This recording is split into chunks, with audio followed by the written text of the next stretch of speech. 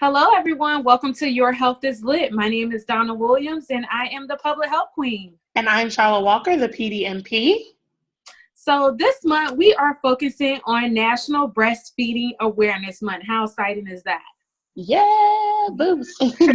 Awesome. So in particular, this week, August the 25th through August the 31st, is actually Black Breastfeeding Week. Awesome. So let's talk about breastfeeding in our community, a little statistics.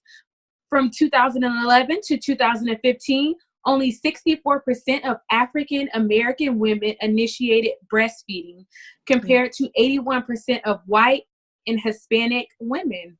That's pretty interesting. Yeah, it's super low. And we have a special guest. We are so excited to have her. We have Miss Yves C. Brown. She's an authenticity empowerment strategist and owner of Unapologetically Thriving. Check her out. And she's a postpartum nurse. So she encounters a lot of these moms kind of in that critical period right after giving birth and before they go home, and has had a lot of experience with women in our community not wanting to breastfeed. And so she's coming to share her knowledge with us, which is amazing. Okay, so Eve, what boundaries in your practice have you found that have equated to low breastfeeding rates or statistics in our community? Okay, so really it's not necessarily lack of education. That can be a misconception that maybe we're just not educated enough. But usually women across the board can identify at least a couple of benefits to breastfeeding, such as for the baby, it lowers the risk of SIDS, it protects against allergies, it reduces ear infections, things like that. And they will also cite that for the mom, it helps them get back to their pre-baby weight, so it helps them snatch back a little bit quicker. Snatch back. Yes. And they're also aware that it can also lower the risk of cancers related to the reproductive system. So they can name at least a few benefits. The issue really is initiating breastfeeding and then maintaining breastfeeding once they leave the hospital or the birthing center. One barrier that seems to present itself to women is really it's a few things really. It's social, it's historical, and there's some cultural barriers. Historically, they do kind of tie that back to slavery, where Black women were forced to nurse their master's children. And then once slavery was abolished, some of these women were able to find work as a wet nurse, especially if they had just lost a child. So they're lactating. Right. So they are now nursing their master's children to now their employer's children, not really able to nurse their own, either because they lost through infant loss, just because of the lack of care that they were able to receive while they were pregnant. So it kind of has this negative connotation, breastfeeding does, from a historical perspective. And then we've got some social barriers also, such as Black women, particularly in lower income professions, return to work quicker. The environment isn't really friendly or conducive to mom continuing to breastfeed or pump. There's like no baby rooms, no lactation room, like that. Yeah, because I found something that if you were to go out into maybe the suburbs, you may find more stores and public places where there are nursing rooms and nursing nooks, as opposed to maybe in the inner city. Right. I actually was in the Orlando airport, and they have a little mobile, it almost looks like a giant pod, but it's for breastfeeding, which is really cool. I'm like, look at that thing. So moms who are breastfeeding and they're in the airport, they can stop and breastfeed. I know me working in peds, I feel like a lot of it, speaking of like social impact, is just like the over sexualization of the Black women in our bodies, and how they're viewed, even though our breasts are made, like literally made to produce milk and feed little humans. Yes. In our society, we've like very much so over sexualized our bodies. And so it is like weird for someone to like breastfeed their child, which like blows my mind because it just blows my mind. Yeah. No, and that's true. I actually some time ago, when I was at work, there was a young woman, I think this is maybe her third or fourth baby. All the other children had been formula fed before then, but she really, really wanted to try to breastfeed this one. And the father of the baby was not supportive at all.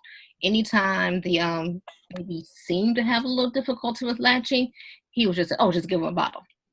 And when someone came in to assist, this was before I started, this is what I got to report, that when someone came in to try to help mom, the other children in the room, he like got all the children and they all left because I guess in his mind that it wasn't something that children should see, like the mom's boobs out to feed the baby. Yeah.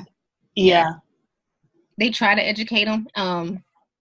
I know lactation kind of went in and to speak with him and just to give him a little bit more education. But my feeling was that he was not supportive of her breastfeeding at all. Yeah, and that's really hard when the family and everybody else around you, when they don't support, because like let's say because these moms and moms in our community do have to go back to these jobs sooner, even if they pumped a bunch of milk. And grandma's like dead set on feeding this baby. We're gonna fatten this baby up and feeding them formula, and you come back and they formula fed your baby and you've worked really hard to get this milk. So it's really important that it's not just mom that makes the decision, but that the family, everybody who's going to be involved with that child makes the decision as well. I know a lot of it too, like we had discussed about, in our community, we have this thing about like spoiling babies. Right. Ma'am, the baby is 3 hours old. Please hold me. You're not going to spoil the baby. You really cannot spoil a newborn. No, they need that. Really that's like a part of bonding time between mom and baby. Right. They need that. Those first few days of life. So no, there's nothing wrong with holding baby for as long as you want to hold baby or as long as he wants to be close to you. Yeah. Right. And that bonding is like, super important. And I know a lot on the developmental side, as a pediatric nurse practitioner, and in that infant stage, they are looking for their needs to be met. They are looking for, for that bonding, that trust, trust versus mistrust. Like they're building these things, and it goes beyond just holding the baby. Like you're not going to spoil an infant. We very much so have this culture where we want to like make little baby independent. Like we know you can't talk yet, but go get a job. Go get a job. What are you doing? So it just, knocking down those barriers, I think, are really, really important. Yeah, I agree. So to piggyback off what you said you talked about the family, that the husband really wasn't supportive. So where else are you seeing lack of support for breastfeeding in our own communities? What would you say? Really, in general, it's just not normalized. Okay. That's really where it is. Like they tend to not. There's some stigmas. I mean, it's still we see it on Facebook. I was just gonna say on the news lately, being shamed for breastfeeding in public. So we may feel embarrassed to want to actually feed our child this way in a public setting.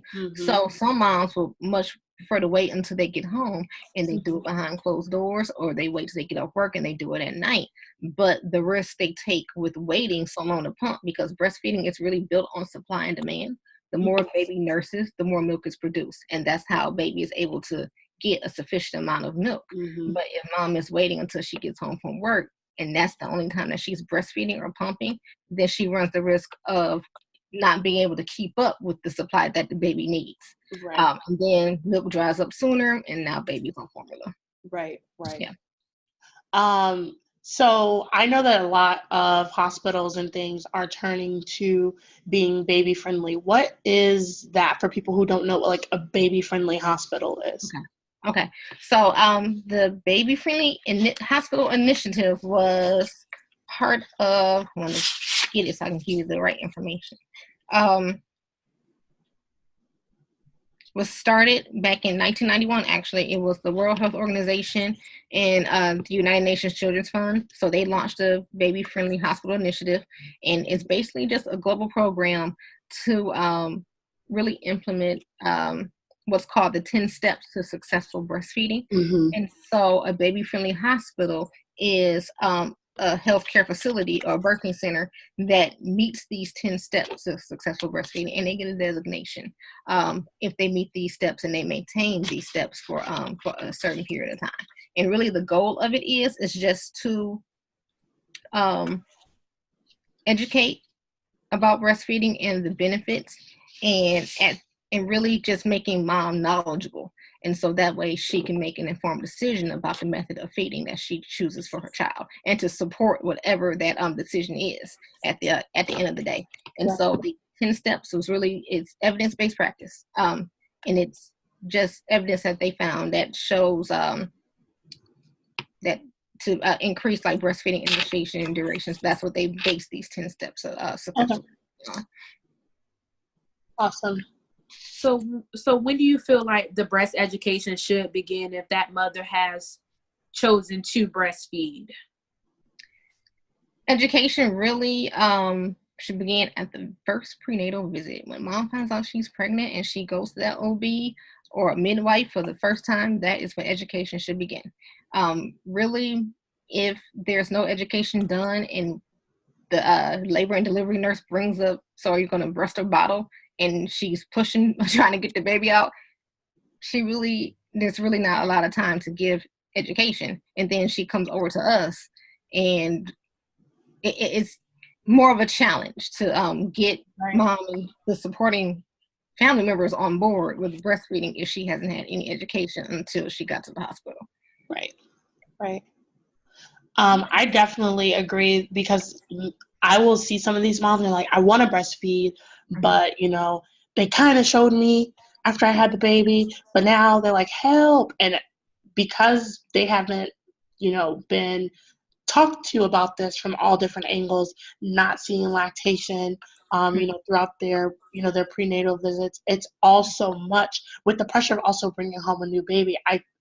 And the pressures that we know that women in our community specifically meet, like, they have other kids at home, they have to go back to work, and all of these other barriers, providing that education is so key, because by the time they have the baby, it is not the time, like, they have stuff to do. They have to get back to life, and as they just want the baby to be fed. And it really, it's sad. So we definitely want to make sure that we're providing that education early. Do you definitely think that the spouse should be included in on the education, just so that maybe the spouse can know the benefits of breastfeeding and be supportive of his wife? Absolutely. Or girlfriend? Yeah, mom's partner or whoever is participating in care to the baby, because sometimes it's grandma or best friend or auntie, whoever's going to participate in that process definitely needs to be included in education. So that way everybody gets on board. Okay. Well, Eve, let's talk about something that I see in practice, and then we will wrap this up. Okay. There's so many people who always ask me, like, okay, well, how do I get the baby water? The answer is you don't. Like, you do not. Until they are at least 6 months of age. Exactly. It literally is not safe for these babies to get water. It throws off their electrolytes. Not mixing the if you are going to formula feed, not mixing the formula on the back of the can. Yeah. Like you're supposed to, can send the baby into kidney failure. I've heard stories of babies coming in and they're in like full-blown kidney failure because parents don't have the money for formula and they're trying to stretch it. It is really dangerous. And that's another pro to breastfeeding. It's free. It's free. It's free. It's free. So thank you both ladies. Yeah, like really, unless you have like a medical issue preventing you from breastfeeding, yeah, it's free. Yeah, it's free. Oh my goodness. Eve, we just want to thank you so much for coming on and talking to your helpless lady. Thank you. Thank you for having me. I appreciate it. We hope to have so many more of these conversations with you. Yes. I know you have so much more to offer us, just about like mental health and like walking in your purpose. Like Eva is awesome, y'all. We're gonna have her on. She's gonna be a regular. She's going to be a regular. We hope that you have enjoyed this talk on breastfeeding, and we hope that you can encourage others and support people in your community. There are all kinds of organizations and communities that support Black women breastfeeding. So if you just Google like Black breastfeeding resources and in your city, there are so many different programs. There are lactation consultants. If you have WIC, like they will make sure that you're eating properly so you can feed the baby. So there are a lot of resources out there, and we just want you guys to understand, one, the importance of breastfeeding, and two, knowing that you can do it. My sister, I know, is breastfed all of her children. I'm so proud of her. And they're awesome humans. I love my babies. So I know that it's something that can be done even with work and all of those things. Right. And it really is so beneficial, not just for the baby, but for you guys to get that face-to-face quiet time. For some moms, that's the only time that you get. If you have 3 and 4, kiddos, this is the only time that you really get like bonding time to spend with your baby, is when you breastfeed. So we just want to encourage you guys to do that. And we thank you so much for tuning in. Thank you, everyone. Bye.